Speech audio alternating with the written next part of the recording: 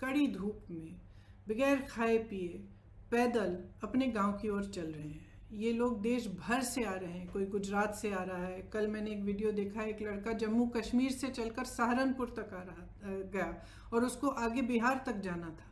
इसी तरह से आप सब ने देखा कि कई बहनें गर्भवती हैं, गर्भवती होते हुए 6 घंटे 8 घंटे कड़ी कड़ी धूप में चल रही हैं। कुछ लोग अपने बच्चों को गोद में लेके जा रहे हैं, कुछ टूटी हुई साइकिलों पर जा रहे हैं। एक और वीडियो मैंने देखा कि एक दादी दादा अपने पोती पोतों को उठाकर, इस तरह से दादाजी उनको उठाकर एक झूला सा बनाया था, उसमें उनको रख के उठाकर चल रहे थे। अब हम सबको अपनी जिम्मेदारी समझनी पड़ेगी। ये सिर्फ भारत के लोग नहीं हैं, ये भारत के वो लोग हैं जो भारत की रीढ़ की हड्डी हैं, जिन्होंने ये इमारतें बनाई जिनमें हम रह रहे हैं, जिनके खून और पसीनों से ये देश चलता है। हम सब की जिम्मेदारी है इनके प्रति, मेरी है, आपकी है, सरकार की है, हर राजनीतिक दल की है। इसलिए मैं समझती हूँ कि ये राजनीति करने का समय नहीं है। बहुत ही स्पष्ट हूँ कि हर राजनीतिक दल अपने राजनीतिक परहेजों को दूर करते हुए सकारात्मक भाव से, सेवा भाव से लोगों की मदद में शामिल हों। तो उत्तर प्रदेश की जो कांग्रेस पार्टी है, इसी भावना को लेकर जैसे ही लॉकडाउन की अनाउंसमेंट हुई, उसके अगले दिन हमने हर ज़िले में वॉलंटियर ग्रुप बनाए, जिसको हमने कांग्रेस के सिपाही का नाम दिया।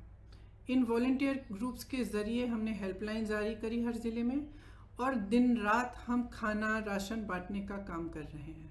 इसके अलावा हमने सांझी रसोइयाँ खोली। उसके अलावा हमने हाईवे की टास्क फोर्स बनवाए, जो हाईवे पे जो चल रहे हैं उनकी मदद के लिए है। तो तमाम ऐसे कार्य हमारे बड़े से बड़े लीडर और हमारे ग्रामीण स्तर के कार्यकर्ता, हमारे ज़िला स्तर के कार्यकर्ता अपने ही साधनों से ये काम दिन रात कर रहे हैं। और इस काम के ज़रिए हमने अब तक 67 लाख लोगों की मदद की है। उसमें से 60 लाख के करीब उत्तर प्रदेश में ही हैं, और 7 लाख लोग ऐसे हैं जो उत्तर प्रदेश के बाहर फंसे हुए थे, जिनको खाना राशन की ज़रूरत थी और जिनका वापस आने के लिए हम कोऑर्डिनेशन कर रहे हैं। हमारी एक सेंट्रल हेल्पलाइन भी है, उसके ज़रिए भी हम लगातार दिन रात कोऑर्डिनेशन करते हैं। तो हम मदद करना चाह रहे हैं। हमारी भावना शुरू से सकारात्मक रही है और सेवा का भाव हो रहा है। इसी भाव से हमने अपने सुझाव मुख्यमंत्री जी को दिए, और सकारात्मक रूप से ही दिए कि देखिए, आपको ठीक लगे तो आप ये चीज़ें कर लीजिए। जहाँ जहाँ हमें लगा कि वो कुछ अच्छा कर रहे हैं, हमने उनकी तारीफ भी की, हमने उसका स्वागत किया, उन कदमों का स्वागत भी किया। कुछ समय से हम कह रहे थे कि यूपी रोडवेज की जो बसें हैं उनको प्रवासी भाई बहनों के लिए उपलब्ध करा दीजिए, ताकि उनको जो पैदल चल रहे हैं वो बसों में बैठकर बसों में बैठकर सुरक्षित तरह से अपने घर गांव पहुंच पाए।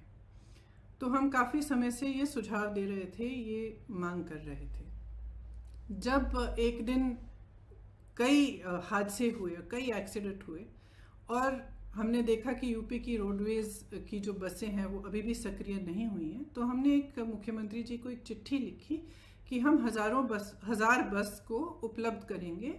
गाज़ियाबाद और नोएडा बॉर्डर पर हम इन बसों को रोक देंगे, और आप अगर अनुमति देंगे इसके संचालन के लिए, तो जो प्रवासी भाई बहन दिल्ली और एनसीआर क्षेत्र से चल रहे हैं उनको हम इन बसों में बिठाकर अपने घर तक पहुंचा देंगे।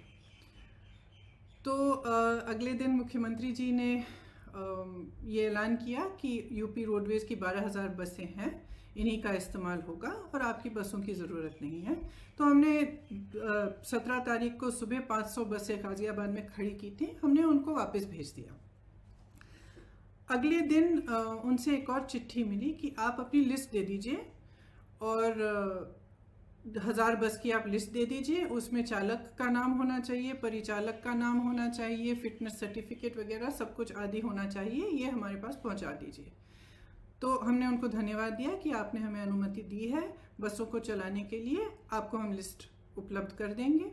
तो 4-5 घंटों बाद हमने वह लिस्ट उपलब्ध कर दी।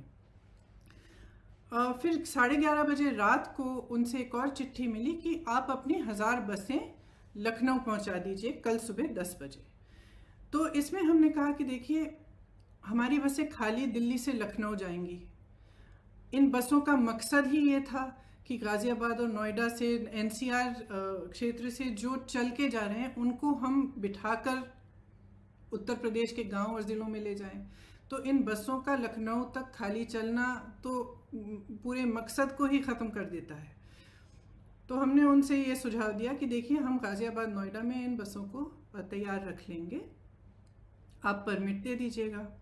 फिर ये पूरा राजनीतिक सिलसिला शुरू हुआ कि आप हमें परमिट दे रहे हैं, लिस्ट दे रहे हैं, लिस्ट में कुछ गलत नाम है। जो भी है, मैं इन चीज़ों में नहीं पढ़ना चाहती और मैं सरकार पर सवाल भी नहीं उठाना चाहती। अगर उस लिस्ट में कुछ ऐसे नंबर हैं जो गलत हैं, कोई बात नहीं, हम एक नई लिस्ट भी उनको दे सकते हैं। मैं सिर्फ ये कहना चाहती हूँ कि 17 तारीख को 500 बसें हमने गाज़ियाबाद बॉर्डर पे खड़ी की थी। अगर वो 500 बसें चली होती तो कम से कम 20,000 लोग घर सही सलामत पहुंच जाते। कल हमने 900 बसें, 500 बसें राजस्थान के बॉर्डर पर और राजस्थान यूपी के बॉर्डर पर, और 300 से अधिक बसें, जिनकी पूरी टोटल संख्या 900 के करीब थी, हमने गाज़ियाबाद बॉर्डर पे, दिल्ली बॉर्डर पे हमने उपलब्ध कराई। अब अगर ये बसें चली होती तो कल 36,000 और आज 36,000 लोग अपने घर के लिए सही सलामत सुरक्षापूर्ण रवाना हो जाते। लेकिन हम इस राजनीतिक सिलसिले में उलझे रहे। उन्होंने कहा कि लिस्ट गलत है, कुछ ये हो रहा है, वो हो रहा है, बसें हमारी पहुंच गई हैं। कल 4 बजे से हमारी बसें बॉर्डर पे खड़ी थी। उनको आगे परमिट, यूपी के जहाँ पे उन्होंने कहा था कि यहाँ पे हमें गाज़ियाबाद और नोएडा में 2 पॉइंट्स दिए थे, यहाँ तक पहुँचाइए, वहाँ जाने का परमिट ही नहीं दे रहे हैं यूपी के अंदर। तो बसें खड़ी रहीं, आज भी खड़ी हैं। अब मैं सिर्फ ये कहना चाहती हूँ कि देखिए, 4 बजे 24 घंटे हो जाएंगे कि ये बसें उपलब्ध हैं। अगर आपको इस्तेमाल करनी है तो इस्तेमाल करिए, हमें अनुमति दीजिए। आपको भाजपा के झंडे लगाने हैं, इन पे अपने भाजपा के स्टिकर लगाने हैं तो बेशक लगाइए, बेशक लगाइए। आपको अगर कहना है कि आपने उपलब्ध कराई हैं तब भी कराइए, लेकिन इन बसों को चलने दें। क्योंकि जब तक हम इस राजनीतिक उलझन में पड़े रहे हैं ना, जब तक आप अजीब अजीब से बयान दे रहे हैं और तमाम इश्यूज उठा रहे हैं, तब तक हम कम से कम 92,000 लोगों को घर पहुंचा सकते थे। और वही 92,000 लोग आज धूप में चल रहे हैं, उनके सामने तमाम मुसीबतों को झेलते हुए चल रहे हैं। तो मैं सिर्फ मुख्यमंत्री जी से ये आग्रह करना चाहती हूँ, हमारी बसें वहाँ पे 4 बजे तक खड़ी हैं। आपको इस्तेमाल करनी है तो आप हमें परमिट दीजिए, अनुमति दीजिए कि हम उनका संचालन कर सकें। अगर आपको नहीं इस्तेमाल करनी है तो भी कोई बात नहीं, हम उनको वापस भेज देंगे। हमने 3 दिन पहले भी वापस भेज दिया था 500 बसों को, हम वापस भेज देंगे।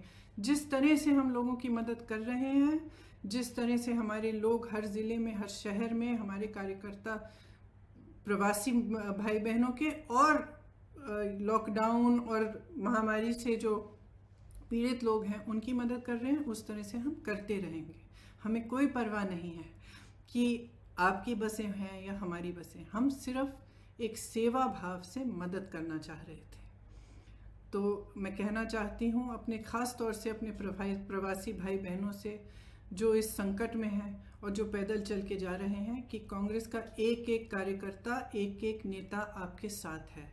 आप उत्तर प्रदेश के जिस ज़िले से, जिस शहर से गुजरेंगे, हमारे लोग आपको मिलेंगे, आपको खाना उपलब्ध करेंगे, आपके लिए पानी उपलब्ध करेंगे, आपकी कोई भी सुविधा की ज़रूरत हो वह उपलब्ध करेंगे।